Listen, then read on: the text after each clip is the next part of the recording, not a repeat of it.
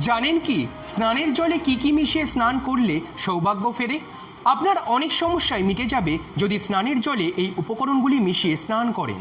হিন্দু ধর্মে স্নানকে বিশেষ গুরুত্ব দেওয়া হয়েছে, যে কারণে আগেকার দিনে মহিলারা পুণ্য লাভের জন্য সপ্তাহে একবার করে হলেও গঙ্গা স্নান করতেন।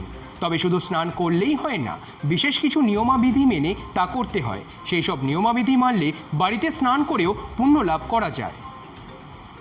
শাস্ত্রে এমন কিছু উপকরণের কথা বলা হয়েছে যা স্নানের জলে মিশিয়ে যদি সেই উপকরণ মিশ্রিত জল দিয়ে আপনি স্নান করেন তবে খুব সহজেই নজর দোষ থেকে আপনারা রেহাই পেতে পারেন। কী কী উপকরণ রয়েছে সেই তালিকায় চলুন জেনে নেওয়া যাক। 1. সৈন্ধব লবণ।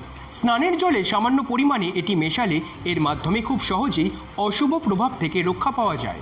এই কাজ যদি আপনি প্রতি মঙ্গলবার এবং শনিবার করতে পারেন তাহলে অবশ্যই উপকার পাবেন। 2. এলাচ। স্নানের জলে এলাচ মিশিয়ে স্নান করলে মা লক্ষ্মীর আশীর্বাদ মিলবে, পাশাপাশি বিবাহে কোনো বাধা থাকলে তা দূর হয়ে যাবে। 3. দুধ।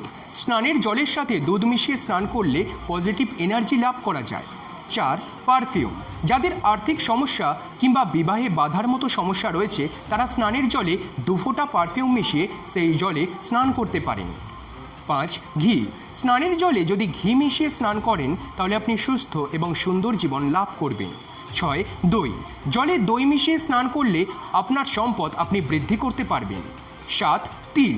স্নানের জলে সামান্য পরিমাণে তিল মিশিয়ে যদি সেই জলে স্নান করেন তাহলে শনির অশুভ দশা কেটে যায়। 8. চিনি। স্নানের জলে রোজ 4 দানা চিনি মিশিয়ে যদি স্নান করেন এর ফলে জন্মছকে বৃহস্পতি ভালো হবে। 9. গোলাপ জল। প্রতি সপ্তাহের শুক্রবার জলে গোলাপ জল মিশিয়ে স্নান করলে দেহ হয় শান্ত এবং সুস্থ। 10. কর্পূর। বাস্তুশাস্ত্র এবং জ্যোতিষশাস্ত্রে অত্যন্ত গুরুত্বপূর্ণ এই উপকরণটি। স্নানের জলে কিছুটা পরিমাণে কর্পূর মিশিয়ে স্নান করলে নেতিবাচকতা দূর হয়। আপনারা দেখছেন সংবাদ শিরোনাম।